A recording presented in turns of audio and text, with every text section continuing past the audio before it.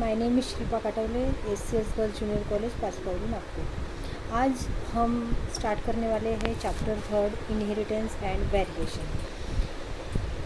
Inheritance and variation में हम सबसे पहले इंट्रोडक्टरी पार्ट लेंगे, chromosome and mechanism of inheritance.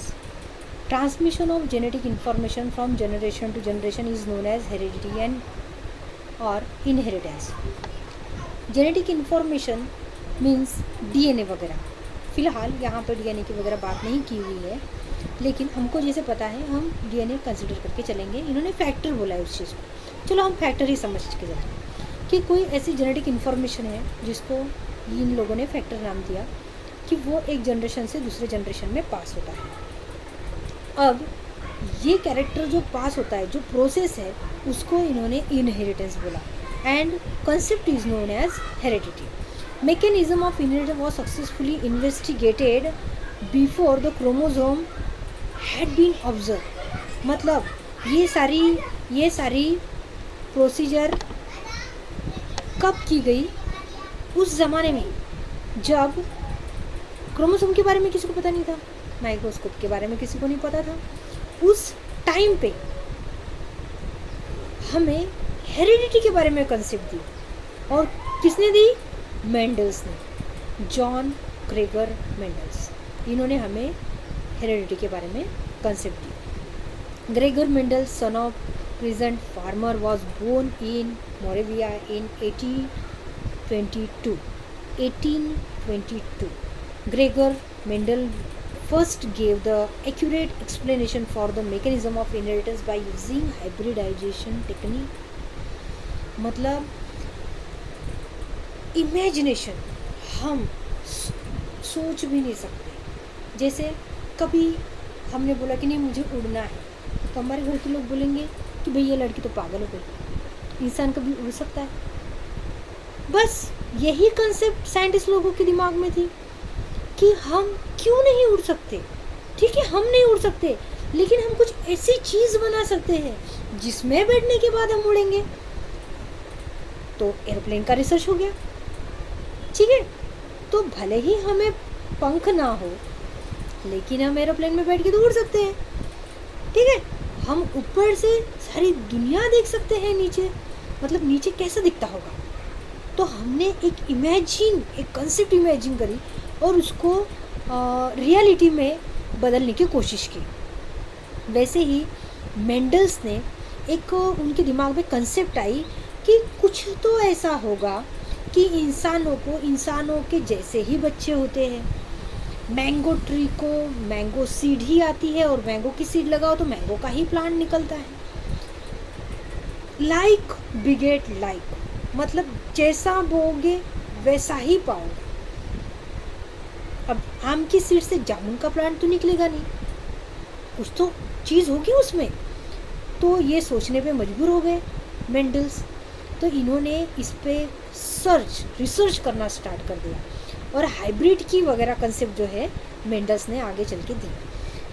Inheritance of 7 trait in garden pea plant, Pisum sativum, study individually one at time or in combination of 2 or 3 character at a time।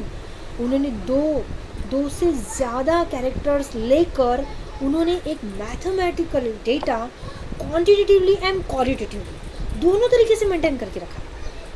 मतलब कि quantitatively मतलब quality कैसी है, plant healthy है नहीं है, toll है dwarf है, कितने परसेंटेज में है, उन सारी चीज़ों को ऑब्जर्व तो किया, बट उन्होंने लिख के भी रखा। ये बहुत मेन चीज़ है कि लिख के रखा, क्योंकि अगर उनको कुछ हो गया, इसका मतलब आने वाली जनरेशन को कैसे पता चलेगा कि मेंडल क्या सोच रहे थे, क्या कर रहे थे। अगर लिख के रखा तो किसी को पता चलेगा नहीं भाई ये काम कर रहे थे, उन्होंने इतना कर चुके हैं, इसका आगे का जो भी पेंडिंग है या फिर कुछ भी, तो आने वाली जनरेशन को पता चलेगा। और वही बात हो गई कि जब इन्होंने सारे लॉज दे दिए, तब उसके बहुत सालों के बाद कुछ साइंटिस्ट आए, उन्होंने फिर से एक बार इन पे सर्च किया। फिर उनको पता चला कि कुछ लॉ जो है अप्लीकेबल है, कुछ नहीं है, वो अलग पार्ट है। लेकिन इन्होंने कब सर्च किया? जब माइक्रोस्कोप आ चुके थे, क्रोमोसोम के बारे में पता चल गया था, डीएनए के बारे में पता चल गया था। भाई, लेकिन मेंडल ने जब पढ़ाई की तब तो कुछ नहीं था ना, ठीक है। तो उन्होंने अपने लेवल पे जितना दिमाग लगा सके उतना तो वो उन्होंने किया, ठीक है। अगर वो अप्लीकेबल है नहीं है तो ये सेकंड पार्ट में आ जाता है, लेकिन मैक्सिमम चीज़ें जो है वो अप्लीकेबल ही थी, वो कंसिडरेबल थी। Then Mendel postulate principle of hereditary which then became the fundamental law of heredity. उन्होंने कुछ पोस्टुलेट्स दिए और जो बाद में लॉज में कन्वर्ट हो गए। Then as propose by the Correns 1900 century में प्रपोज किया कोरेंस ने, उनके साथी थे, उन्होंने प्रपोज किया। उन्होंने खुद प्रपोज नहीं किया, उन्होंने सिर्फ एक्सपेरिमेंट ही करते गए। कोरेंस ने प्रपोज किया।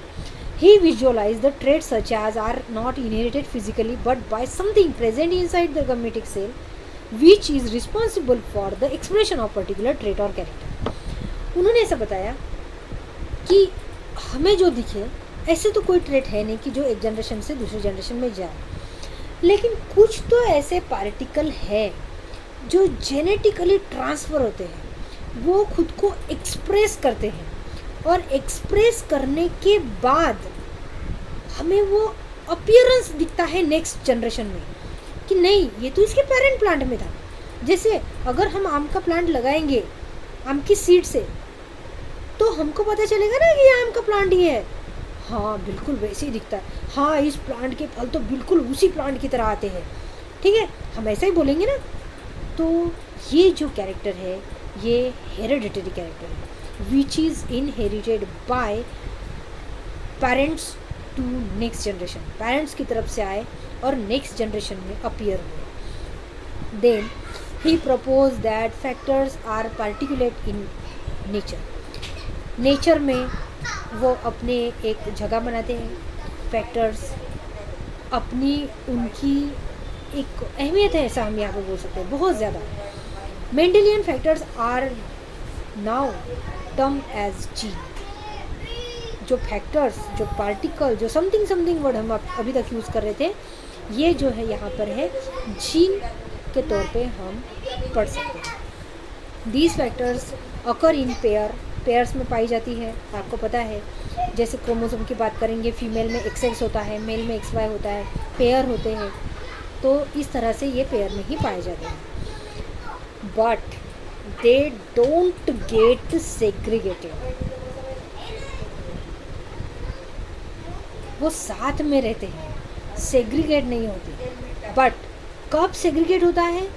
At the time of separation. जब सेपरेशन का टाइम आता है तब वो सेपरेट होते हैं, तब तक वो साथ रहते हैं।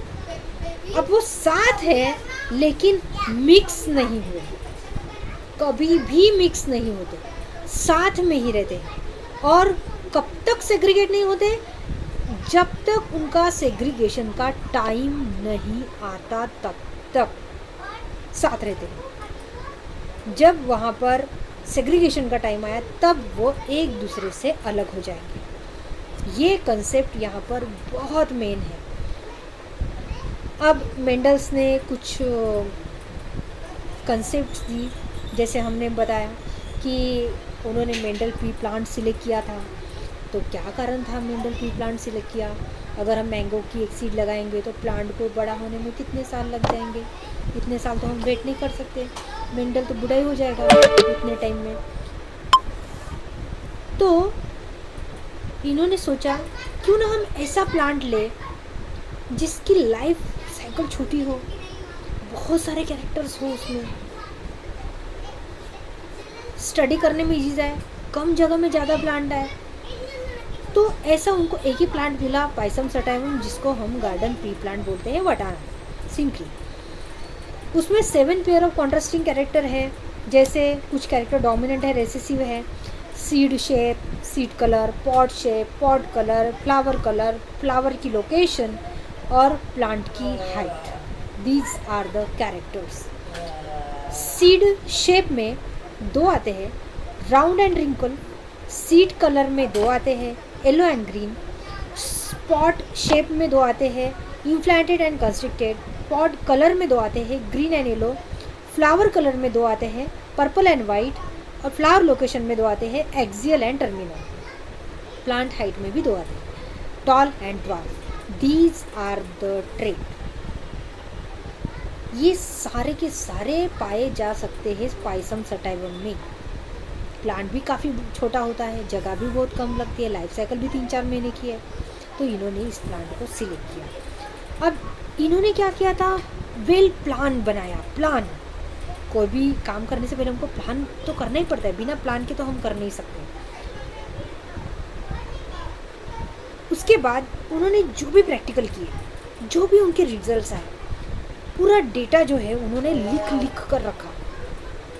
उसकी वजह से उन्हें कभी कन्फ्यूजन नहीं हुआ कि फर्स्ट टाइम क्या हुआ था, अब क्या हुआ है, नेक्स्ट टाइम क्या हुआ। इसका पूरा उनको एक अंदाज जो है वो वहाँ पर था।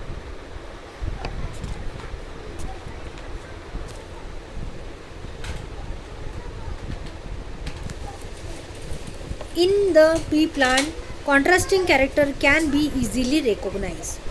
Contrasting character आसानी से खुद को एक्सप्रेस कर सकते थे।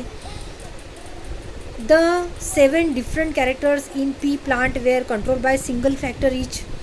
ये सारे के सारे डिफरेंट कैरेक्टर्स जो है pea plant में, ये फैक्टर्स के द्वारा कंट्रोल किए जाते थे। फैक्टर्स मतलब जीन उनको कंट्रोल करके रखता था। The factors are located on separate chromosome.